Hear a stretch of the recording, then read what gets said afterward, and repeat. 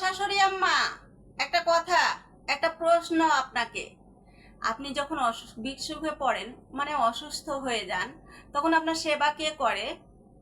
আপনার অসুস্থ হলে হাত টিপে দেওয়া, মাথা পরিষ্কার করা, এগুলি কে করে? শাশুড়ি আম্মা, নিজের বউ, তাই না? এমনকি পাশে শুয়েও সারা রাত জেগে আপনার সেবা করে, ঠিক না? এইটা হচ্ছে নিজের বউ।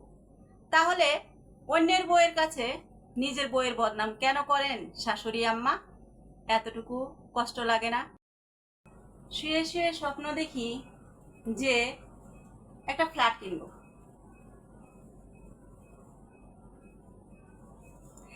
খালি ভিডিও বানাতে ভুল হয়ে যায়। কি বলবো, ডায়লগ এতবার বলি তারপরেও ভুল হয়ে যায়। ভিডিওটা করা বহুত কষ্ট, তারপরেও ভিডিও করি যাতে সবাই কাট কাট। আরে একটু ঠিক করে নি নিজেকে, ঠিক আছে তো? এবার ঠিক আছে, আবার ডায়লগ বলি।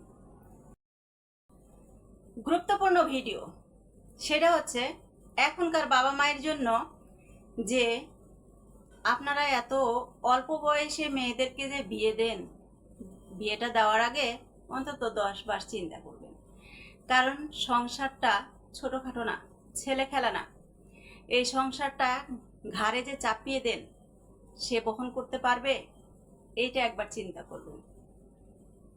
প্রাপ্ত বয়স্ক, বিশেষ করে 25 বছরের আগে কোনো মেয়েরই বিয়ে দেওয়াটা ঠিক না।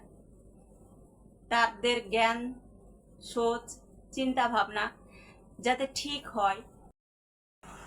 কষ্ট, কষ্ট কি জিনিস এটা আমি হাড়ে হাড়ে টের পেয়েছি।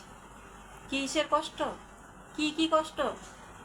ক্ষুধার কষ্ট, 3 বেলা টাইম মতন না খাওয়ার কষ্ট, স্বামীর ভালোবাসার না পাওয়ার কষ্ট, স্বামী বাসায় আসলে কি যে ভয় লাগে, কত যে কষ্ট লাগে। অনেকে তো খুশি হয় স্বামী বাসায় আসলে, আর আমি ভয় পাই যে না জানি আবার মারধর করবে, না জানি আবার কি অত্যাচার করবে, সেইটার কষ্ট। ঘরে মাল সামান কিনতে না পারার কষ্ট, মনের মতন চলার না চলার কষ্ট।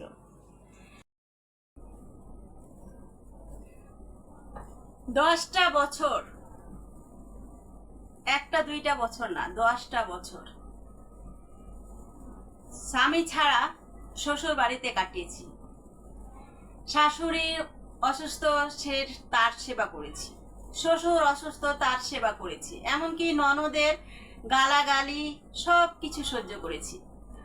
দিন শেষে একটাই বুঝলাম, যে যেখানে স্বামী না থাকে সেইখানে সেই স্ত্রীর কোনো সম্মান থাকে না।